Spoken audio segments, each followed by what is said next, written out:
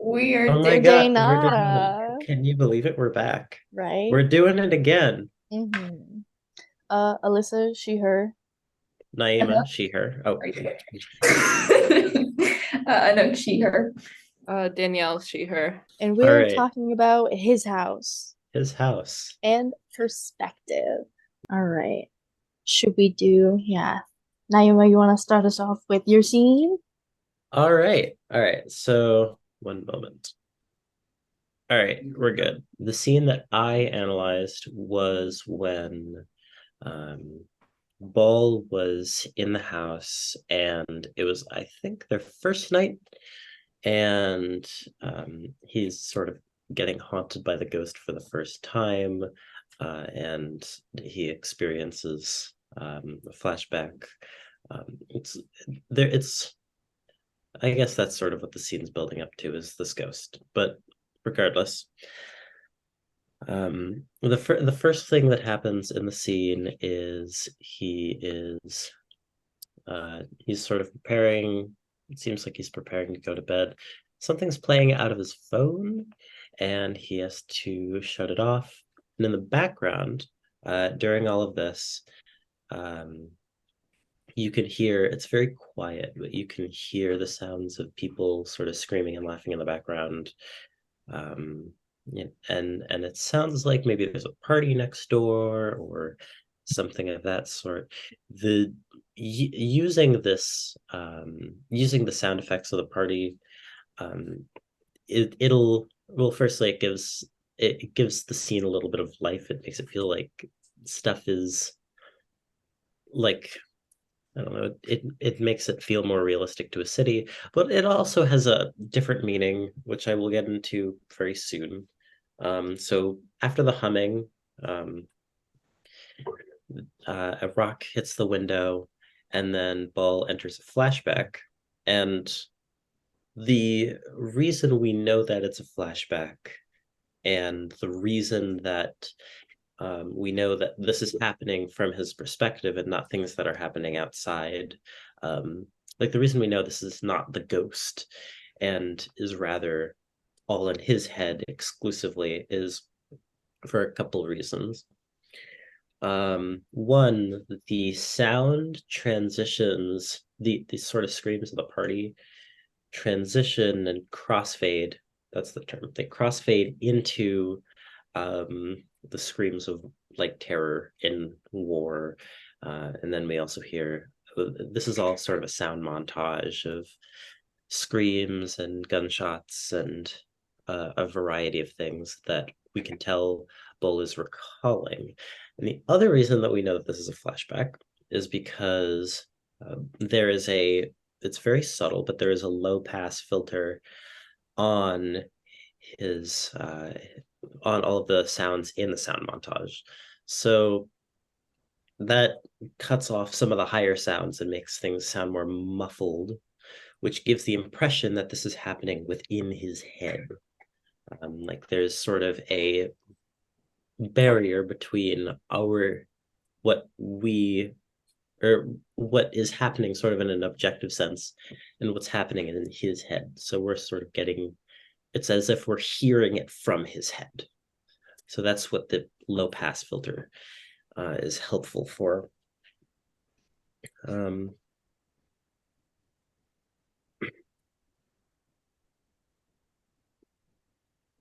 Another thing that's a little bit more broad than just um, the sound specifically is the position that Bowl is put in uh, during the scene. So the reason that we know that he's the main character and not like the ghost is because and this happens more specifically after the flashback, and he hears the humming and he hears it through the hole in the wall. But as he crouches down, he is put in a more vulnerable position, and as he looks through the um as he like investigates, he's being less aware of his surroundings and he's becoming more engulfed in darkness, and that means that he's much more vulnerable to things happening, from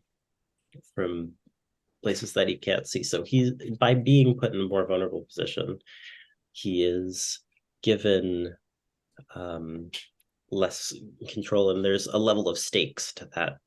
And characters where stakes are involved are usually the more compelling characters, and the ones that we tend to follow throughout a scene, or tend to follow during a scene to the end. So that was some of the stuff. I have some more things, but what did you guys see? Was there anything that you noticed that maybe I I saw missed? like I like totally agree with everything that you said there.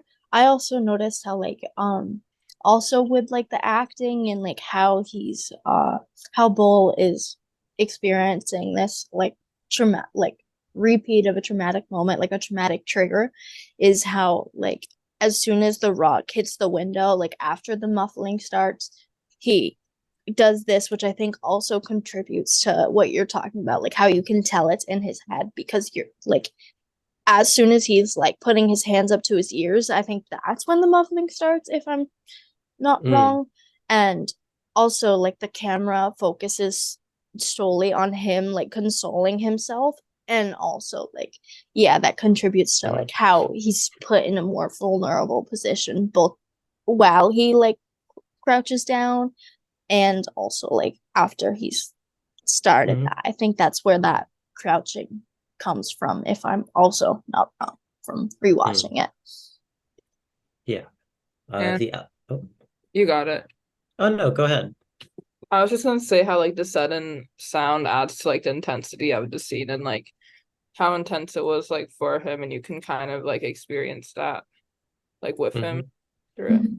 And there's like kind of like a shift like from like maybe what's actually happening to then like what's in his head, especially like Danielle and Alyssa, you were saying like when he goes like this and then with the like rock hitting the window, it's like then we know that it's more internal rather than like happening in Hmm. real. Yeah.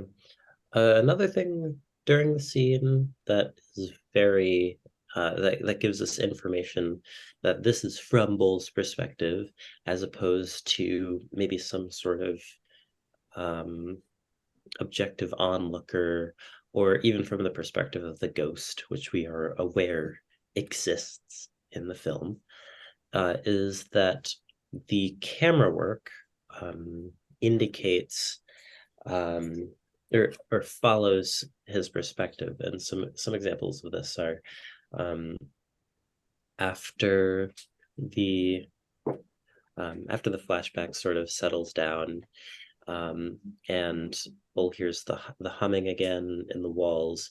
We get a quick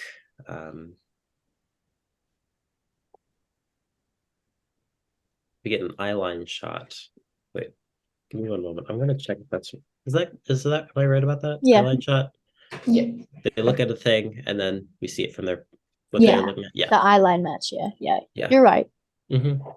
So we get an eye after the humming, we get an eyeline match, and we see from a handheld perspective, Bull, what we can only assume is Bull looking around the room. So that is very directly something that us being put in the shoes of Bull, and now we're viewing things from his perspective. And the other thing that contributes to this is we're getting a lot of close-up shots. We're getting a lot of close-ups on Bull. I mean, during almost all of the scene, we're seeing Bull from very close up, um, ranging from like one example that comes to mind is when he puts his hand on the wall. First, we see his hands go on the wall, so we know what action he's doing, and then we see his face. We see a close up of his face. Um, Actually, I'd probably say it's an extreme close up at that point.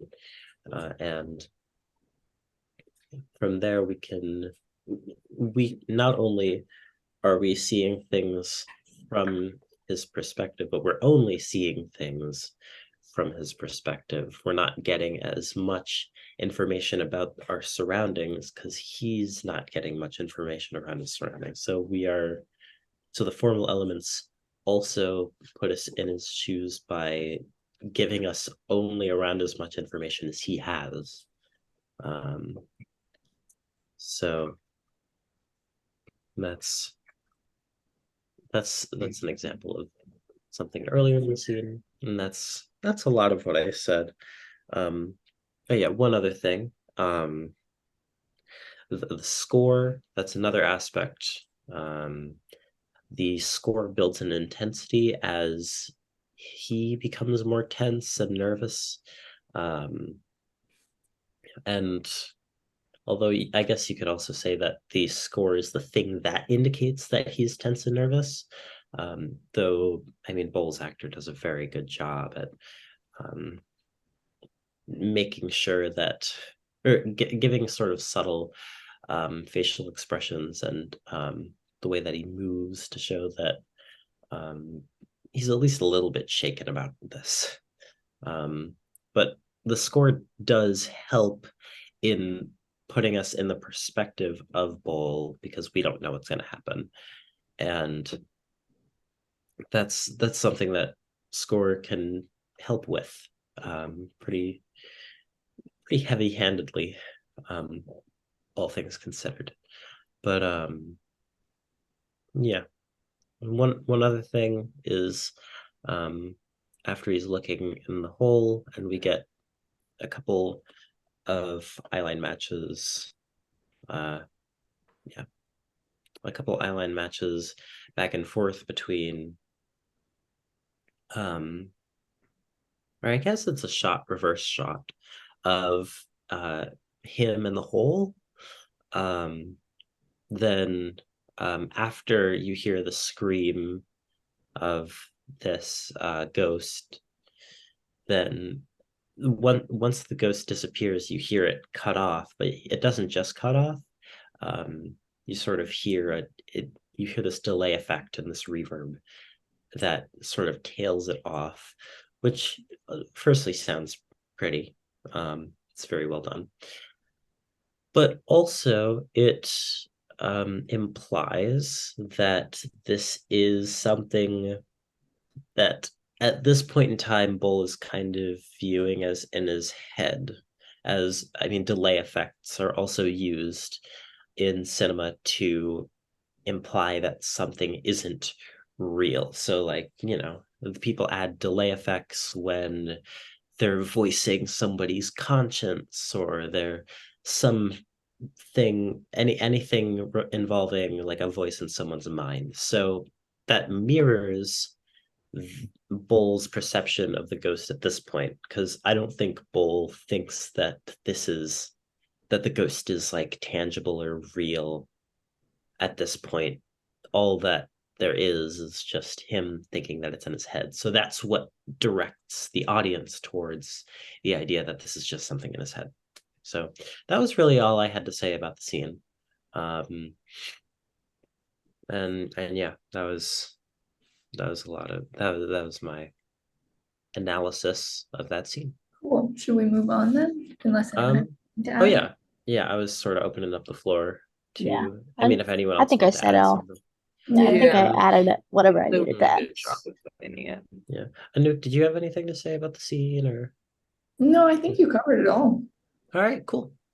So the next scene, I focused on like camera mainly, and it's the scene when Rial is looking for Church Street and she's kind of like walking around this like maze of like back walls or streets. I'm not really sure what it is. And there's like the first chunk is kind of when she first walks into it and she's looking around and there's like a little boy kicking a ball or something, and the camera kind of just floats around or behind her and kind of follows her like motions and eye movements. She like looks to the side and then she looks at the boy and the camera just kind of like mimics her eyeline movement. And then but like still kind of remains behind her, making her like the central figure. And it just like reflects her emotions. And then it also kind of like by putting the camera behind her, it kind of puts her as like the scapegoat almost for like the scenario by like making her go first. And it also just adds to like the weird eerie vibe that is going on. And it's also not like it's not at like eye level, so it kind of obviously puts it like as her elevated as like the main central position and like in her perspective. And then so that's kind of the first chunk of that scene. And then the next one is when it's like a long shot of when of when she approaches the young British boys. And first we kind of see like a close up of her face, and she's obviously really anxious and like distressed. But then when she sees the boys, she's relieved because she assumes that they'll help her. Um, and then the camera then swoops back to being behind her as she walks toward them. And it follows her movement as it did like in the previous clips. And then kind of again like putting her first to like go again, face like the danger, the unknown, as she walks ahead. And then we get like a long shot of like all the boys in Rial, and then it kind of moves in close again to like a medium shot. And then the camera very subtly and slowly like circles around all four of the figures. And it just kind of reflects the like disorientation and confusion that Rial is experiencing, especially when the boys are like mocking her, and then they're also like each jumping in and telling her like a different direction that she should go to. And then after the camera does like a full circle around her and it like makes its way back to like the original spot, we see Rial's face, and she's like kind of subtle, like a little bit able to grasp like they're really vague and bad directions. And then she thanks them and she walks away. And then one of the boys shouts a really rude comment, and the camera stops, like it's moving, and then it stops just to like reflect the like shock of like what one of the boys just said. And then we get like a close up of Rial, and we can just see how like upset and disappointed she is. And just like the whole state of mind that she's experiencing is reflected, and also just like her movements are reflected through the camera. Yeah. I don't know if that's had anything to add for camera. I guess not the camera work in that scene, but I do want to take note of the score. It's very present in that scene. In almost all of the scene, you can hear the score either subtly or start to build. It definitely builds after Rial walks away, and we hear the score build.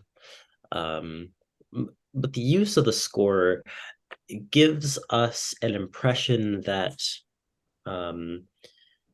Rial feels both out of place here, and that it just feels wrong. And the tense score definitely adds to a feeling of maybe disorientation, but also just like fear, and the sort of emotional implications of the music to me is somewhat vague. But in addition to the camera work, I think when you combine the two, it creates a feeling of disorientation, but also fear. It implies like culture shock, that maybe she's experiencing some culture shock of being in a totally different area. And like, yeah, I think the score really like gives a new dimension to the camera work in that scene. So yeah, I just thought I'd add something about the score. I also wanted to like add just like about like sound and like one other thing. But I'll start with the sound. It was also like how like as she's getting closer to the boys and as she's leaving the maze, you can hear all the like loud noises from there. And I think this happens like very shortly after Bull experiences that like whoa like moment where he's like, this is like the trauma trigger almost. And she's not exactly reacting the same way that he did, but it's kind of like reinforcing that like this is something that they're having to get used to in a good sense. Like the dog barking does not equal somebody trying to kill you and you have to run and hide, which I also thought was like an incredible way to like add to the to feeling for Bull and Riel, but more specifically Riel in this scene. But also how as they're like telling her, as those three boys are telling her to go back to Africa, she's not the only thing that could have signified that she was from Africa to them was how she was speaking, and I believe the closed caption said it was Dinka, and how that like and how she didn't know where she was going because she was wearing normal clothes. Like the production design team, the mise en scène of that scene for her in clothing, she was wearing something you would easily see another person in England wearing. So yeah. Another note about the mise en scène, the all of the British boys, they're wearing like gray and sort of like a faded green, like very sort of dull colors that kind of blend with the background. And she's wearing like this vibrant, like vermilion, magenta, not vermilion, but like a bright hot pink, like leaning red coat. Um and it like sort of, I mean, firstly, it implies that like she is someone to take note of, and these people are not. But also, it sort of implies a divide between her and these the British boys, and that yeah, that creates that sort of adds to this sort of dissonance. And to add what you were saying, Naima, like about the disorientation of like the two shots, it kind of like hints to her having a disorientation, and with the mise en scène, with like the buildings and like the British boys, like they all kind of blended in, making it kind of more of like a maze feel, and how there's nothing that really like stands out besides her. And to add on to like what Alyssa was saying about sound, like with the barking, and then I think there was like this weird like creaking noise. Yeah. And then there was like a woman shouting. Like all of them like hint at like that something bad is about to happen, even though nothing bad ever does happen in that scene. But yeah, it just kind of adds to like the unsettling creepiness of it. And like we can kind of like feel exactly how Rial is feeling, especially like since she's a woman, it's kind of like a mutual experience when you kind of like you're not in a safe place and you just kind of have like this gut feeling like something's not right. So yeah. And also like an unfortunate way of looking at it is like the casting of the boys and Riel, like obviously the focus is on Riel and Bull getting out of this war-torn country. I believe it was South Sudan. And the boys, she assumes that they might be able to help her because they are also of a similar skin color and skin tone. And so, why would you not go to someone like that when you don't know where you are? You are in a predominantly white country for like somewhere that you've never been and have like not experienced before. Obviously, you're going to go to people who look like you to find help because that feels safer, especially as a woman, like you were saying, Anouk. Like that's just like an experience like worldwide for women. You go for people who look like you or like seem safe. Yeah, I mean, I think if the boys were white, like the meaning of the scene would be completely different. I mean, it would still it would still sort of deliver a similar message. I guess not completely different. That was maybe a little extreme, but I do think the fact that people that are the same race as her are even among those people she still feels ostracized and like othered really like sets the tone for her, whereas I feel like if it was just some couple of white British kids, it would have been like, oh yeah, white racist British boys. Who would have thought? But like it feels more intense because of that. So the scene I chose was towards like the end, and it was when Ball was trying to get some answers from the witch and about Nyagak. And so he lights up the candle, and that's when you see a extra close shot happen of just his eyes, and it goes back to the darkness and the candle. And there's a lot of disjunctive editing, repetition of shots from the eyes and then to the flame. And throughout that you can hear like the sound, you can hear creaking of the floorboards, the fire burning, and then there's just a lot of ambient sound of like the room he was in. And then there's a lot of like zooming in and zooming out regarding the camera. And after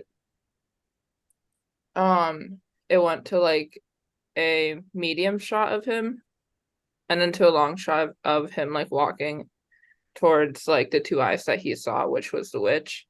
Um there was like a tracking shot of just him walking towards like the witch, and then you can kind of see a point of view shot from where the camera like slowly gets closer to the eyes that I noticed. And it kind of puts into like his perspective of like the witch or the path that he called, and just kind of like the eeriness surrounding it. And you can kind of hear from like the noise too, that when the witch started to talk, the noise just got more intense, and you can feel his emotion through it, like just a very like scared and like unsettling feeling throughout like the whole scene, but it like growing, especially as the fire grows and as the witch starts to talk more. Mm-hmm. Yeah, Mhm. like the scene that you were talking about, I believe it was the tracking shot where he's like walking towards that Yeah. flame. I talked about like I like wrote down like lighting because it's like he was like it was him like lit by the flame before he puts his hand in the fire, but like him like lit as he's like you can see like his face and like how he's like approaching his fear. But Mhm. same thing. So Mhm. just adding on to Mhm. what you said. Yeah. Another thing is once he um puts his hand in the flame, he's shot from below. We get a um what's the name of that type of shot? A a low angle shot. Wait. Yeah. Yeah. Once he puts his hand in the flame, we get a low angle shot of Bull, and it gives him a sense of power. Because in this moment, um, Bull feels very powerful. And even though Bull might not be very powerful because the ghost. I think if this was from the ghosts, if from the witch's perspective, um, he would not be shot like that. But he's shot from a low angle because he feels powerful in this moment, because he realizes that the witch can't hurt him at all physically. So that that's how we that's I mean that's part of the reason that we know that it's from his perspective. Yeah, similarly, like it also starts at the low angle shot, so we know that Bull is going into it like confidently, and he's like willing to face the witch or whatever. Mhm. And also it does like it's kind of like an eye line match between Bull and like the fire or like the witch or whatever, which also kind of personifies the witch, or I don't know what we're calling it. I But yeah, and it's like they're really like going like head to head. And Mhm. yeah, and I think that's also when Bull kind of has this like realization like that he's going to like fight it, and that the witch can't hurt him. And also, Danielle, you mentioned how the camera like very subtly zooms in on his eyes before Mhm. like facing the witch or whatever. And that kind of shows how he's like concentrating on like really like summoning it. And then we get like the extreme close up of his eyes. Yeah. Oh yeah, also the sound, like as the witch like shows up, Bull like calls it a beast, and then the witch calls him the beast. Like the witch is a beast and Bull is the beast. It's like it's conflicting point of views there where it's like Bull knows that he's just trying to like live, he's trying to make a better life for himself, and this witch uh before that they're called a beast, the witch control like keeps trying to like make Bull feel bad about who he is and like what he's done to get here and how his life think it is quite literally your life, if not yours, like your life doesn't belong to you, something like that. Yeah, also the Mhm. sound.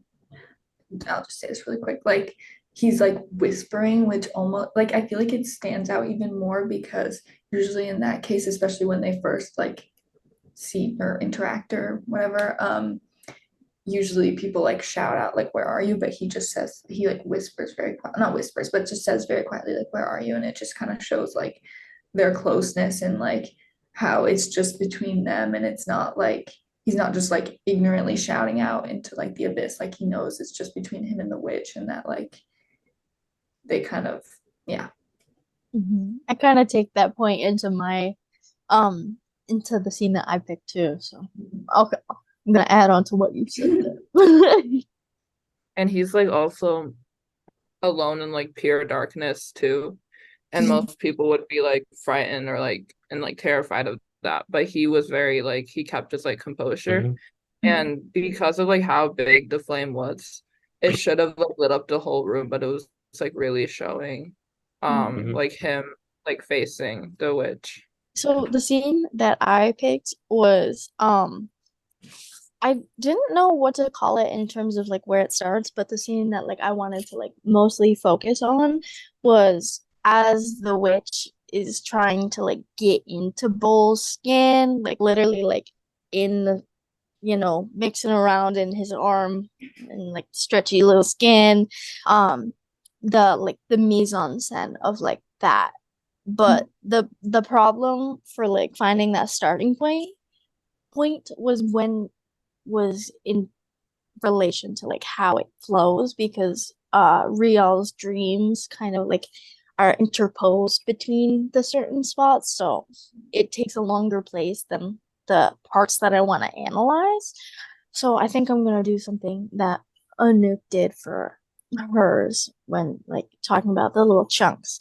So first we get Rial, who has just been told by the people in her dream before, like the main part of the dream that we see before this all happens, gets handed a knife, and she has direct point of view shot of her looking at this knife, and then from what she would be seeing, this knife on the counter in the kitchen. And she walks over to the sink, turns on the water, and all of a sudden she hears some creaking and then the slice of a knife. And obviously, which what we find out is Bull's skin. He's telling her to leave as he leaves this knife on the table after he'd sliced his arm, waiting for the witch, trying to confront him.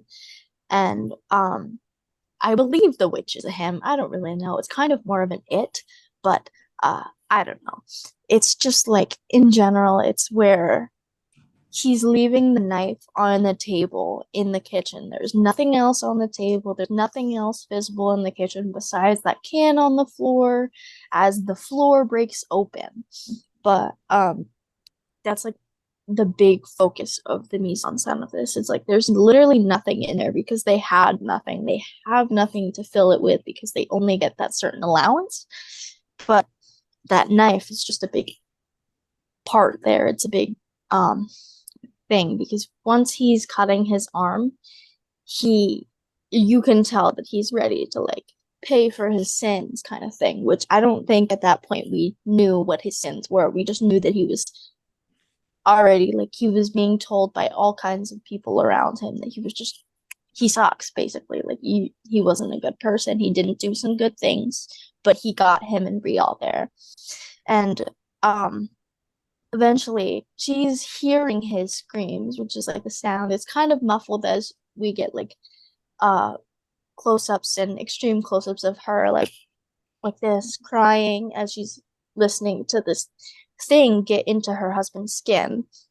And she eventually changes her mind, and then there's part of her dream is interposed as she's telling the girl that they stole goodbye, like, I need to go, like, enjoy the rest of your afterlife kind of thing.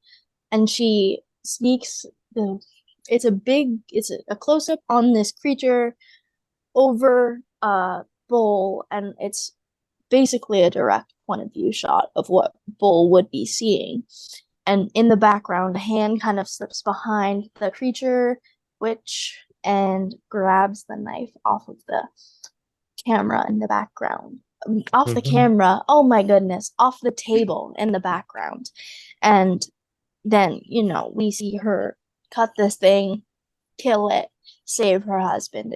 Although it doesn't directly show their emotions for each other, it also just kind of reinforces how they're better together as a couple, because the entirety of the film is slow. Like, there's a lot of tension between Bull and Rial after they get to the UK, which kind of influences how they each take this a path to be. Like, that's how they see that. And the mise-en-scène with the placement of the knife, where it is in relation to like the conflict that is literally happening on the floor in front of the table, the editing, because it kind of like there's a lot of straight cuts of like a montage between the few scenes of like the thing getting in, there's no sound, and then there's Rial trying to get through this dream and doing her goodbyes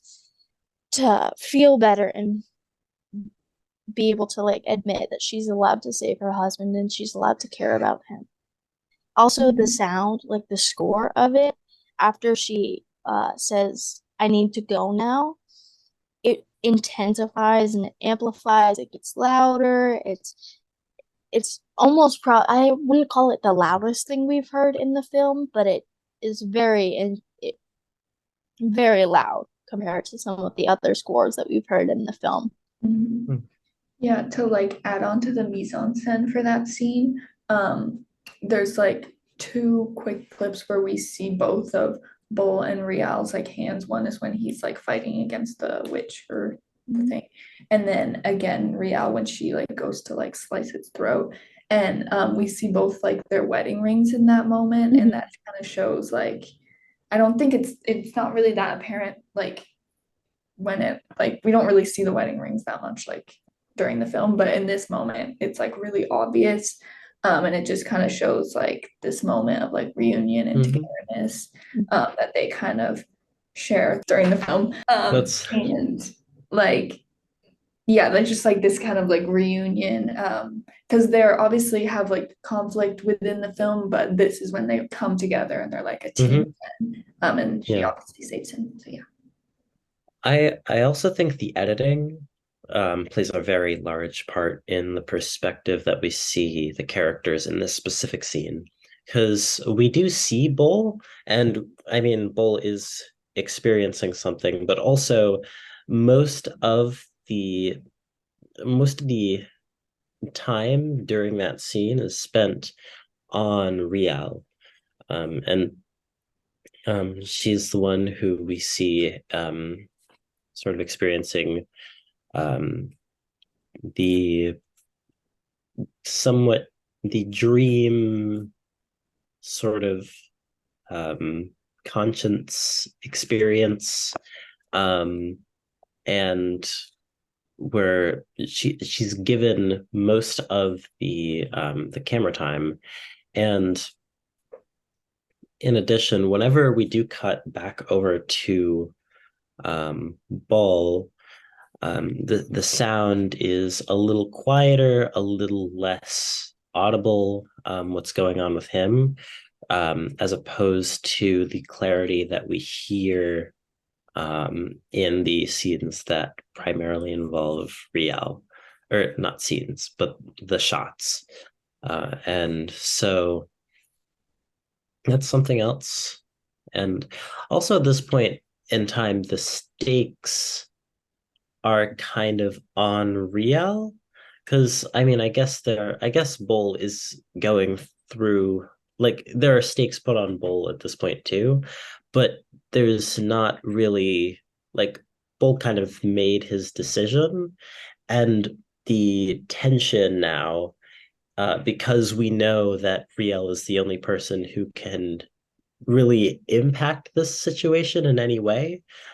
Because of that, we know that Riel is the one who has to do something, and that's why we are focused on Riel in the scene instead of Bull. So yeah, that's something I had to add about the scene. To add on to that, I don't think I really mentioned it, but also yeah, like the primary person that we're supposed to align with in the entire like in the film is Bull, and at the end, because other scenes like show Riel just wanting to go home. Like I think that's something she actually says Mhm. before this scene where she actually means home, as here in England with Bull. She Mhm. wants to go back. She wants to go back and live the life that she was meant to live there because of like what the events that we didn't know about at that Mhm. point when she was talking about that. She literally sabotaged them staying in that place with the holes when I really don't know what to call him, but uh I'm just gonna call him the landlord guy because I don't think he was really named at all, I'll but check real quick. yeah. But at the like when they're talking when Bull is saying, I will fix it, I'll fix the holes in the wall, I'll do it. She comes in and she starts Oh, making his them name sound crazy. Mhm. his name is Mark. Perfect. That's his name. Yeah, like when Mark shows up and starts, like having to has to show up because he has to report the walls with the rats and Bull wanting to move. Rial shows up and everything that she has there that could make them look crazy and sound crazy as she talks about the witch. Did you tell him about the witch? And blah blah blah blah blah. And so she's made out to be a character we don't really want to like.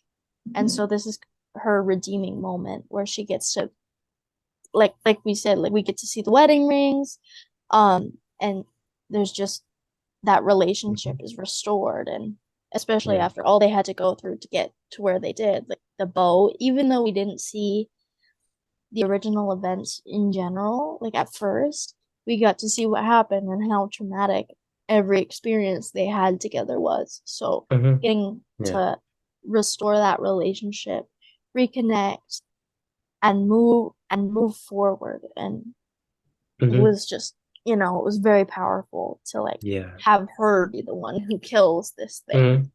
Yeah. I, to be honest, in my opinion, I think, I don't know, it's up to interpretation, but I think um they're kind of both the protagonist. Yeah, It's not like the entire story arcs around only one of them. The story kind of arcs around both of their experiences, and we're sort of exploring these two characters less so to see um less so to see how one of them experiences this specific um all of these incidents, but rather how these two individual people who have gone through very similar things can react so differently when put in the same circumstance, and that causes conflict in and of itself. So I kind of feel like there are two protagonists in this. I don't really feel like I could confidently say Bull is the protagonist or Rial is the protagonist, because they take the spotlight during different points. That's my 2 cents. And also like the casting too, and you can see like the connection between the two characters, and that kind of like displays like the casting and how they casted these two characters, and how um you can kind of see like how the relationship is, and how it's like really strong, especially in the scene you were talking about, Alyssa. that's all I have. That's all I Anybody got. else That's all I've anything? got. Mhm. That's it Mhm. for me. Slay. I'm done.